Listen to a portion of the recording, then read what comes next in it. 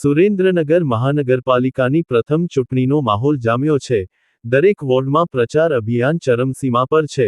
સુરેન્દ્રનગરના ward number 1માં ભાજપમાંથી પૂર્વ નગરપાલિકા પ્રમુખ જસુભા ઝાલાના પુત્ર ભગીરથસિંહ ઝાલા અને તેમની પેનલ દ્વારા પણ પ્રચાર કાર્ય પૂરજોશમાં ચાલુ છે।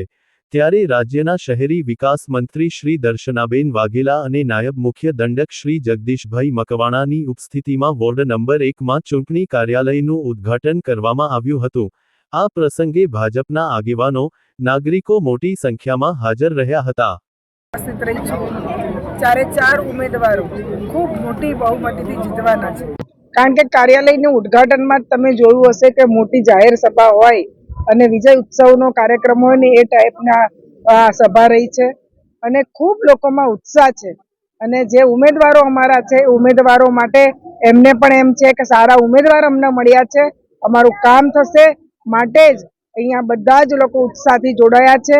અને મને વિશ્વાસ છે કે વોર્ડ નંબર 1 એ આખા સુરેન્દ્રનગર શહેરમાં લીડમાં પણ નંબર 1 રહેશે અને ખૂબ સારી બહુમતીથી જીતશે।